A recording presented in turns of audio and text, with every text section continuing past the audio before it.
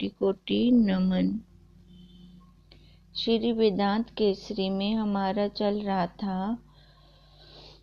कि ये जगत का भ्रम तब तक रहता है जब तक ये हमें सच्चा लग रहा है, जब तक जब रस्सी हमें कब तक भय देती है, जब तक वो हमें सर्प लग रही है। तब ये मेरा शत्रु है, ये मेरा मित्र है, ऐसे ही हम सारा देख रहे हैं। और ये जो हम देख रहे हैं ना, ये सारा कैसे देख रहे हैं? अपने मनोराज से, अपने मन से। इन्हीं संकल्पों के कारण ही हम मेरा तेरा कर रहे हैं और भय पा रहे हैं। ये रस्सी तब तक हमें भय देती है जब तक उसमें सर्प की निवृत्ति नहीं होती है। तो वो रस्सी, सांप तो तीनों कालों में नहीं है, पर सर्प दिख रहा है ना हमें। ऐसे ये पूरा ही जगत क्या है? ब्रह्म। ये हम इसमें दुखी क्यों हो रहे हैं फिर? क्योंकि हमें अभी सर्प दिख रहा है, मेरा तेरा दिख रहा है। उस सांप की निवृत्ति कैसे होगी? जब दीपक जलाएंगे। दीपक के जलते ही सांप तो है ही नहीं, जबकि सांप वहां तीनों कालों में था भी नहीं, पर हमें भय दे रहा था। भय क्यों दे रहा था? मंद अंधकार के कारण। अब ऐसे इस जगत में भय क्यों लग रहा है? अज्ञानता के कारण। और ये सारी मन के संकल्पों की ही मनोत है।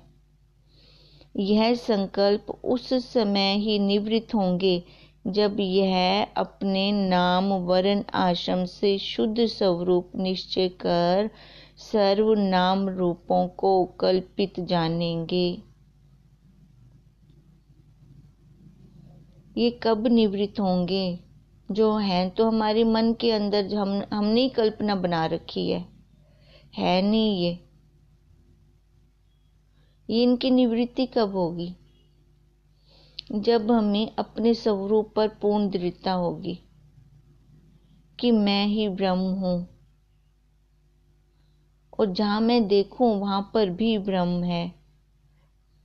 जब ये ज्ञान हुआ तो ना मन रहेगा और ना जगत, केवल एक सत्य सत्ता ही शेष रहेगी। है भी वही, होगी भी वही, रहेगी भी वही। पर हम अपनी अज्ञानता के कारण, जैसे रस्सी में सर्प की भ्रांति हुई, तो मंद अंधकार के कारण अब ये जगत जो हमें सच्चा लग रहा है तो ये सारी आत्म सत्ता, पर हमें ये सच्चा क्यों लग रहा है? अज्ञानता के कारण। इस प्रकार स्वरूप के ज्ञान द्वारा अंतःकरण का मल निवृत्त होता है। जब तक अपने स्वरूप का हमें ज्ञान नहीं है, तब तक ये मल है। मन के 3 दोष बताए गए हैं: मल, विक्षेप, आवरण। अब ये तब तक रहेगा जब तक हमारा मल कैसे खत्म होगा? कर्मों से, कर्मों का अनुष्ठान करने से, और विक्षेपता उपासना से। फिर उसके बाद जाकर जब अंतःकरण शुद्ध होता है तो वो जो आवरण है, झीना आवरण है, वो गुरु के ज्ञान से ही दूर होता है, ना कि केवल राम राम अक्षर के उच्चारण द्वारा। जन्मों जन्मों तक हम माला करते रहें, पर वो ज्ञान नहीं होगा। हम जो शांति तृप्ति चाहते हैं, वो स्थिति चाहते हैं कि जिस भी परिस्थिति में हमारा मन विक्षेपता को प्राप्त ना हो, वो स्थिति आ ही नहीं सकती, क्योंकि ज्ञान तो लिया नहीं हमने। ज्ञान मतलब विवेक, विचार। और ये कैसे आएगा? अभ्यास से। एक बार गुरुदेव कह दें तू ब्रह्म है, तो वहां से क्या हमारी दुखों की निवृत्ति हो जाएगी? मैं ब्रह्म हूँ, ठीक है, मैंने बोल भी दिया, पर मैंने तो इस पे विवेक ही नहीं किया कि मैं ब्रह्म कैसे हूँ, विचार नहीं किया। और ये बार बार अभ्यास करके देखना पड़ेगा, इसका अप्लाई करना पड़ेगा अपने ऊपर। हर परिस्थिति में इसको देखकर, इस शरीर को देखकर अलग कर दो। अब ये हर परिस्थिति में करेंगे। देखो जीव की भूल कहाँ हो जाती है, सुख में तो ये लय हो जाता है,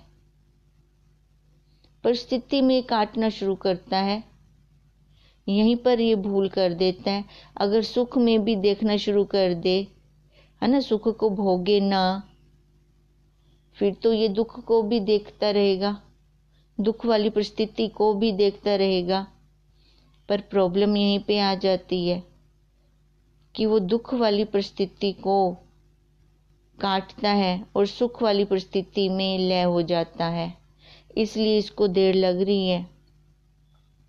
अब अगर हम केवल राम राम अक्षर का उच्चारण करते रहेंगे तो साधारणतया जो राम प्रसिद्ध है, कई तो केवल राजा दशरथ के पुत्र को राम निश्चय करते हैं और कई जगत के कर्ता को। वास्तव में राम के अर्थ जगत में व्यापक वस्तु के हैं, जहाँ भी दिखता है राम है। हम बोलते हैं ना एक दूसरे को राम राम, तू भी राम मैं भी राम, पर उस टाइम ये बुद्धि में होता है या हमने खाली शब्द बोल दिया? जो सत्य सत्ता सर्व पदार्थों में समरण कर रही है, सभी पदार्थों में रमण कर रही है, वही राम है। ऐसा कोई देश काल वस्तु नहीं जो राम से रहित हो, क्योंकि वो तो कण कण में व्यापक है और वो देश काल वस्तु में तो आने वाला नहीं है। नहीं तो फिर उसके वो लक्षण ही नहीं घटित होते। वो विभु है, वो व्यापक है, वो तो एक देशी हो गया। फिर सर्व इंद्रियों को जो सत्ता स्फूर्ति देता है वही राम है। पृथ्वी में स्थित होकर जो नाना प्रकार के वृक्षों को हरा भरा करता है वही राम है। सूर्य में प्रकाश रूप राम है, काल में काल, देश में देश, जल में शीतलता, चंद्रमा में ज्योति, बलवान में बल, सुंदर रूप में सुंदरता, ज्ञान में ज्ञान और अज्ञान में अज्ञान। सर्व ये राम ही तो है, और कौन है?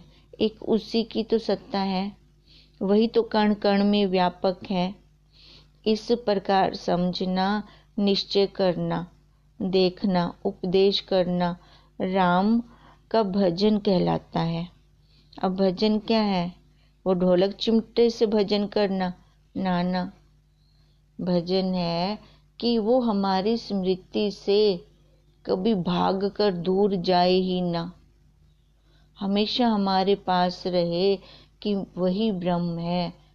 सर्वम खल इदम ब्रह्म, उसकी तो सत्ता है चारों तरफ, उसके बिना तो कोई दूसरा है ही नहीं। दशरथ का पुत्र राम भी इसी ज्ञान को समझकर ज्ञानी हुआ था। वही राम मेरा आत्मा है जो सर्व में रम रहा है, वह राम है। राम का शब्द और उसके अर्थ में सहस्त्रों योजनों का अंतर है। ये खोलेंगे कैसे? जब हम तत्वज्ञ गुरु के पास श्रद्धा के साथ बैठेंगे, तब ये राज खुलेंगे। ये राज कहीं बाजार में मार्केट में नहीं मिलते, और ये पुरुषार्थ भी हमें खुद ही करना पड़ेगा।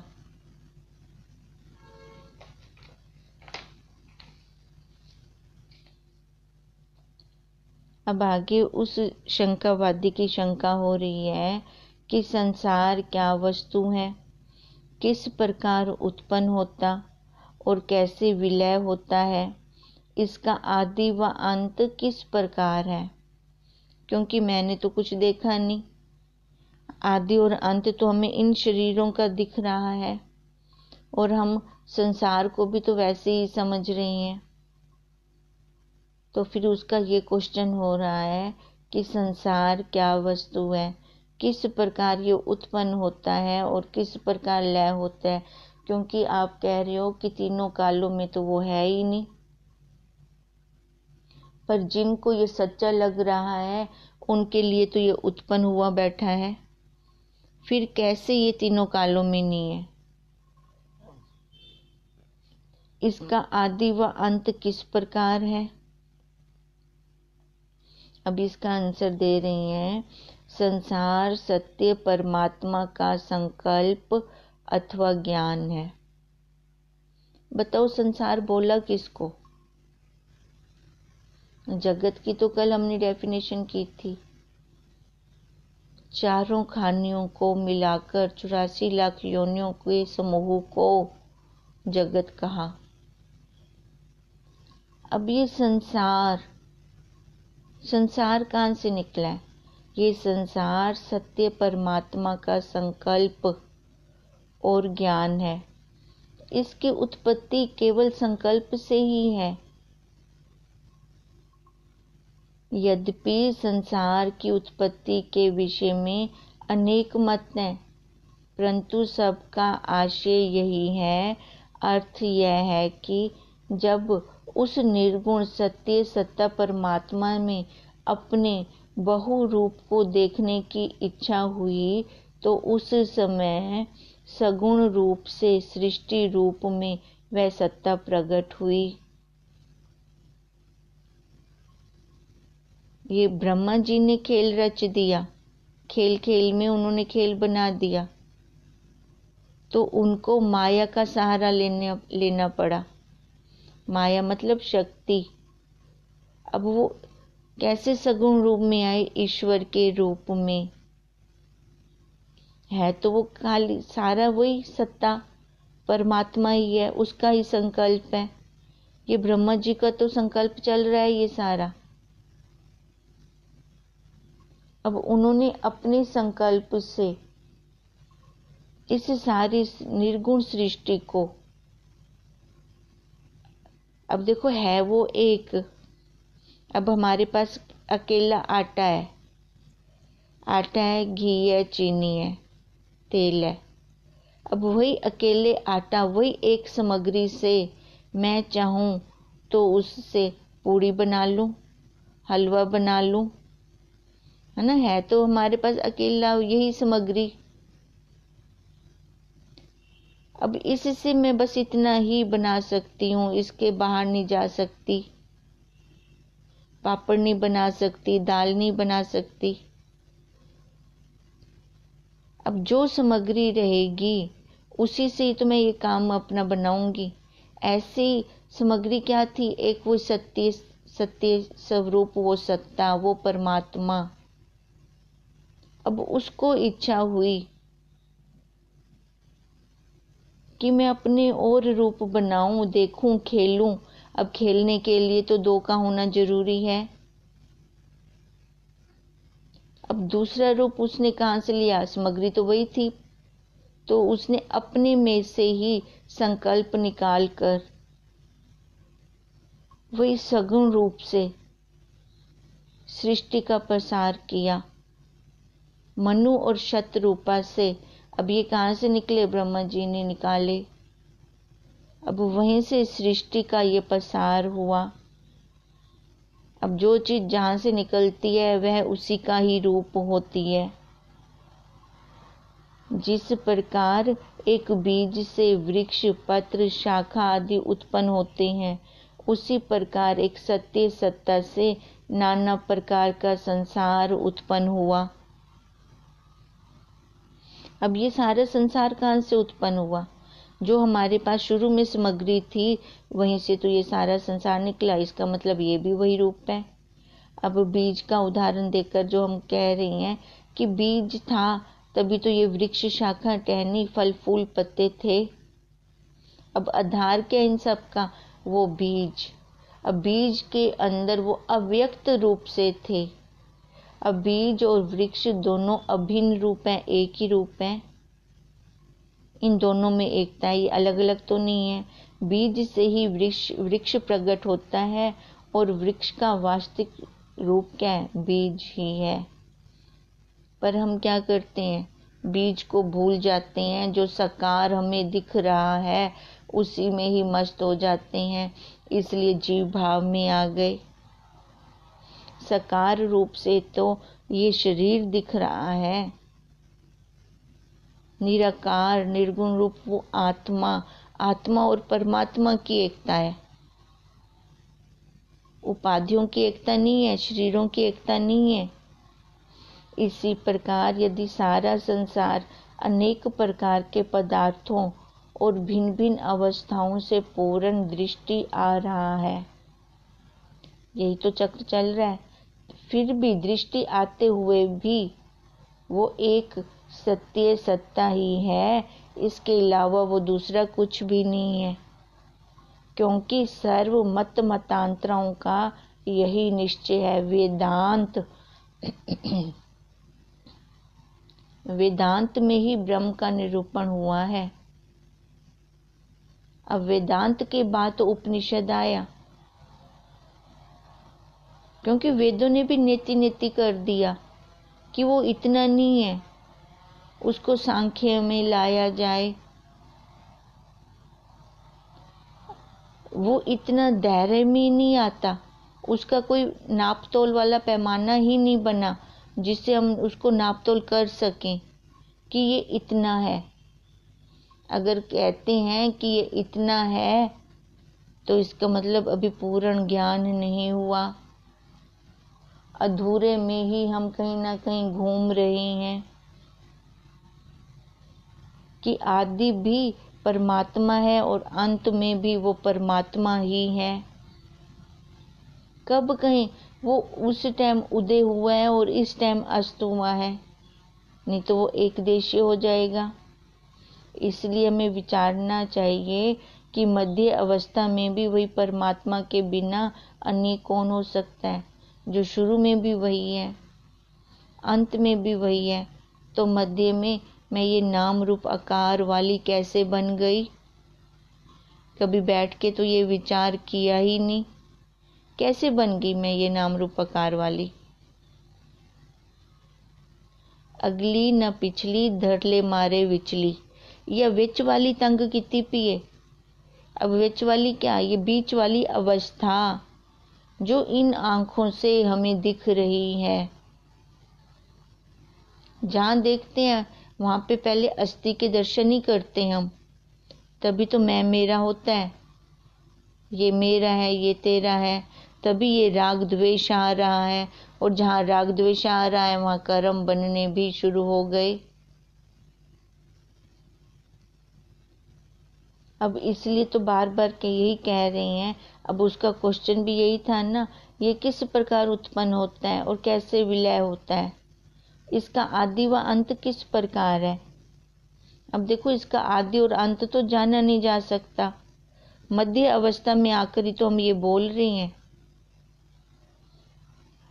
हमें पहले भी नहीं पता, लास्ट में भी नहीं पता, अब बीच में फिर हम पता करके क्या करेंगे। अब कहते हैं ना, चाय पीते पीते कपड़ों पे गिर गई, तो हमने पूछा ये चाय कैसे गिरी, क्यों गिरी, किसने गिरी, मेजपोश पे ये दाग लगा हुआ है। अगर वहां जाएंगे तो घूमते रह जाएंगे। अब मेरा कर्तव्य क्या बनता है? जो ये दाग लगा है इसको मैं साफ कर दूं, करना तो साफ है ना।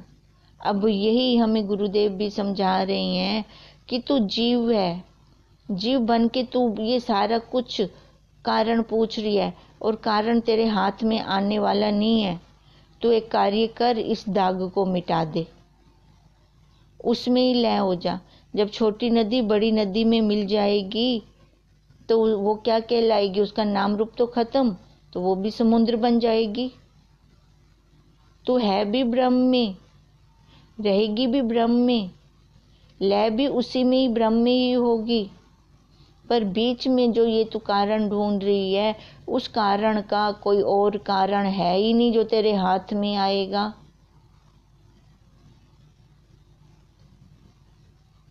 अब जो ये बीच वाली अवस्था है, तो ये बुद्धि में दृढ़ कर ले कि ये अवस्था भी परमात्मा के बिना हो ही नहीं सकती। केवल परमात्मा ही परमात्मा है। परमात्मा मीठा है गुड़ समान, अंदर बाहर एक समान। जिस भी अवस्था में तू चली जा, बस वही है, वही है, वही है। और ये दृढ़ता भी तेरे को मनुष्य शरीर में ही आ सकती है, क्योंकि मनुष्य शरीर में बुद्धि विशेष है और उसके बिना तू ये दृढ़ता भी नहीं कर सकती। अब तेरे को वो मनुष्य शरीर बना मिला हुआ है, तो अपना काम कर ले। परमात्मा के अज्ञान से ही संसार कल्पित किया गया, क्योंकि उस सत्य स्वरूप का तो हमें ज्ञान नहीं है। हमें ज्ञान है तो किसका? इस रंग रूप आकार वाले का। ये हमने अगर सच्चा मान लिया तो इससे जो पैदा हुए हमने उनको भी सच्चा मान लिया। एक भूल के पीछे देखो कितने भूल करते गए और यही भूलें होती हम कहाँ पहुंच गए? जीव से मनुष्य, मनुष्य से भी उससे नीचे पतन हो गया, पशु को योनि में पहुंच गए। क्योंकि ये हमने कल्पना के द्वारा सारा बनाया, उसने नहीं बनाया। यही इसका उत्पन्न होना है। परमात्मा के अज्ञान से ही संसार जो हमने कल्पित किया, ये संसार किसने बनाया? हम जीवों ने। यही मेरा उत्पन्न होना है। देखो उसका बनाया हुआ जगत सभी के लिए एक रस है, एक समान है। और हम सब जीवों का संसार सबका अलग अलग है। अगर उसके बनाए हुए जगत में दुख होता तो सबके लिए एक जैसा होता, पर यहाँ तो सबके लिए एक जैसा नहीं है ना। क्यों नहीं है? क्योंकि सभी ने अपने मन के भावों से अपना अपना संसार बसा रखा है, इसलिए सबके दुख अलग अलग हैं। अब यहीं से हमने इस संसार को उत्पन्न किया। परमात्मा के ज्ञान से जब यह निश्चय हुआ कि संसार कुछ वस्तु ही नहीं है, यहीं पे ये विलय भी हो गया। अब उसने मना तो नहीं किया संसार ने कि मैं लय नहीं होऊंगा,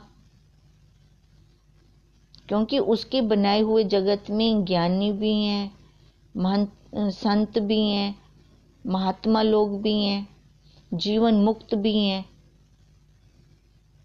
सारे दुखी तो नहीं है। उनका संसार उन्होंने अपना लय किया है, अपनी इच्छाओं को, वासनाओं को खत्म किया है। कैसे? वैराग्य का सहारा लेकर, वैराग्य का डंडा हाथ में रख के ऊपर चढ़ते गए हैं। जब वो वैराग्य का सहारा लेकर अपने इस बनाए हुए संसार को छोड़ सकते हैं, तो क्या हम नहीं छोड़ सकते? क्योंकि वही आनंद तो उन्हीं के पास है, असली आनंद तो, और जो कि हम सारे ही चाहते हैं। उस आनंद में सराबोर हम सारे होना चाह रहे हैं, पर उसके लिए वैसे कर्म भी तो करने पड़ेंगे। अब यहीं पे जब हम अपनी इच्छाओं को, वासनाओं को खत्म कर देते हैं, तो वहीं पर संसार विलय होता है। अज्ञान अथवा अविद्या संसार की उत्पत्ति का हेतु है। जब तक हमें अपने वास्तविक स्वरूप का ज्ञान नहीं होता, तब तक ये जीव भ्रमता रहता है। तब तक ये दर दर की ठोकरें खाता रहता है। भले हमें वहां पर गुरु के दर पे कुछ समझ में नहीं आता, बुद्धि हमारी अभी खुली नहीं है, पर हमें गुरु का दर और डर हमेशा होना चाहिए, कभी नहीं छोड़ना चाहिए। क्योंकि वहां पे बैठे बैठे ही तो हमें कुछ समझ में आएगा, पल्ले पड़ेगा। इस जीव के संस्कार तो कैसे हैं? संसार वाले, संसार की कही हुई बात तो बहुत जल्दी समझ में आ जाती है। गधा बोलो, देखो कैसे मुंह छोटा हो जाता है। और गुरुदेव कब से बोल रहे हैं, तू राम है, तू ब्रह्म है। वो तो समझ में नहीं आ रहा। क्यों नहीं आ रहा? क्योंकि बुद्धि नहीं खुली अभी। ये अज्ञान ही तो है, यही अविद्या ही तो है। तो इस अविद्या के कारण मैंने अपना संसार खड़ा कर दिया। और ज्ञान और सत्य विचार संसार के विलय का कारण है। और ये ज्ञान हमें कहाँ मिलेगा? ये सत्य के विचार, यथार्थ ज्ञान हमें कहाँ मिलेगा? सत्संग में। सत्संग में जब हम जाएंगे, सत्य का संग करेंगे, तभी तो हम कुछ विचार करेंगे। अरे हाँ भाई, कह तो ठीक रहे हैं गुरुदेव। क्योंकि आज तक हमने संसार का भी मानना है। अब अगर एक बार मैं अपने गुरुदेव के कहे अनुसार मान लेती हूँ तो मेरा घाटा क्या है? क्योंकि चाह तो हम सारे वही रहे हैं, सुख चाह रहे हैं, सुख के पीछे भाग रहे हैं। और सुख वो नश्वर वस्तुओं में ढूंढ रहे हैं। नश्वर में कहाँ मिलेगा वो सुख? वो सुख है, सुख के साथ दुख आएगा, 1 या 2 दिन का। हम चाहते हैं कि वो हमेशा ही बना रहे। जो हमेशा बना रहे चाह रहे हैं, उसकी डेफिनेशन है आनंद। और आनंद वो शाश्वत का जब हम ज्ञान लेंगे, जो तीनों कालों में एक रस रहता है, उसका जब हम ज्ञान लेंगे तब जाकर वो हमें आनंद आएगा। पहले हमें वो आनंद नहीं आ सकता। अब इसलिए कहते हैं कि वो आनंद भी ज्ञान से आएगा। ज्ञान या सत्य का विचार करने से तभी ये संसार विलय होगा, जो दुखों का घर है। संसार को केवल संकल्प मात्र ही समझें, क्योंकि ये हमने अपने मन से दुख क्रिएट किया है। अब जो दुख एक मेरे को सच्चा और पक्का लग रहा है, वो सामने वाले को नहीं लग रहा। अब वो जो मेरे को दुख सच्चा और पक्का लग रहा है, वो मैंने कैसे बनाया? अपने मन के भावों से। अपने मन से ही मैंने ये बनाया। अब ये जाएगा कैसे? जब मैं अपनी वो पकड़ मन के भावों को छोड़ दूं तो पकड़ने में थकावट है, छोड़ने में कोई थकावट नहीं है। छोड़ने में रिलैक्स है, आराम है। अब यही बार बार कह रहे हैं कि संसार को केवल संकल्प मात्र समझें। ये कल्पना जो मैंने बनाई है और उसी में ही मैं कल्प रही हूँ। अगर मैं इसको छोड़ना भी चाहूँ तो मैं छोड़ भी सकती हूँ। जब संकल्प को निवृत्त किया जावे तो ना कोई संसार है और ना संसार का चिन्ह। देखो, ध्यान समाधि में कहाँ जाता है संसार? वो दुख जो हमने क्रिएट किया हुआ था वो कहाँ गया? खत्म हो गया वो। अतः संकल्प का उत्पन्न होना ही संसार का उत्पन्न होना है। जो ये हमने संकल्पों का खेल खेल रहे हैं ना, ये कल्पना ही तो है हमारी। मैं पत्नी हूँ, मैं माँ हूँ, मैं सास हूँ, मैं बाप हूँ, मैं भाई हूँ, मैं बेटा हूँ। ये क्या है? कल्पना है। हमारे ऊपर कोई स्टैंप थोड़ी लग गई है। कल्पना से मैंने अपना दायरा बना लिया, खुद जाल बनाकर बीच में फंस गए हैं, फिर दुखी हो रहे हैं। बाप बनूंगा तभी बेटे का दुख लगेगा, पत्नी बनती हूं तो पति के शब्द लगेंगे। फिर बनना क्यों नहीं ये बात समझ में आ रही? क्यों मुसीबत मोल ले रही हैं हम? सास बनती हूं तो नूह के शब्द लगते हैं। बनना ही छोड़ दें। जब बनना छोड़ेंगे तभी तो वो आराम आएगा। अब फोन में अपने हाथ में पकड़ के रख लूं कि 10 दिन मैं इसको गिरने नहीं दूंगी, ये पकड़ रहा हूँ उसको। अब नींद में मानो 5 दिन तो नींद भी हराम गई मेरी, नींद भी नहीं कर पाई, कभी फ़ोन ना मेरे हाथ से गिर जाए। 6वें दिन तो एक झोंका लगेगा ही। फिर उसमें जो नींद का झोंका लगा उसमें देखो मुट्ठी खुल गई, फ़ोन नीचे गिर गया, गिर तो वो वैसे भी गया, मुट्ठी खुल तो वैसे भी गई। तो ये जो मैंने 5 दिन पकड़ने का पुरुषार्थ गया वो तो गया व्यर्थ। उसमें थकावट भी होगी, उंगलियों में भी दर्द हो गया। ये सारी थकावट कहाँ है? अपनी पकड़ में। इससे अच्छा छूटना तो एक दिन वैसे भी है, हम पहले ही छोड़ दें, ज़्यादा अच्छा रहेगा ना। क्योंकि प्रकृति देखो, ये शरीर भी तो हमसे दूर होता जा रहा है। कैसे ये शरीर लैग की तरफ जा रहा है। हम इसको वैसे का वैसे बनाए रखना चाहते हैं। बुढ़ापा कोई भी नहीं पसंद करता, पर ये रुकता है, स्किन लूज होनी शुरू हो जाती है। ये भी हमारा कहना नहीं मानता। तो इसी परवाह के साथ बहने दो अपने आप को भी, अपनी अकड़ पकड़ ही ना रखें। फिर देखो, फिर तो मौज ही मौज है, फिर तो कोई दुख क्लेश ही नहीं है। दुख क्लेश क्यों होता है? जब हम चाहते हैं ऐसा हो और सामने वाला वैसा नहीं करता, हमारे अनुकूल चले सामने वाला, ये तो पॉसिबल है ही नहीं। हमारे अनुकूल हमारा शरीर भी नहीं चलता तो हम सामने वालों से क्या उम्मीदें लगाएं। हमारा अनुकूल हमारे बच्चे भी नहीं चलते तो सामने वाले से क्या हम आशा उम्मीदें रखें।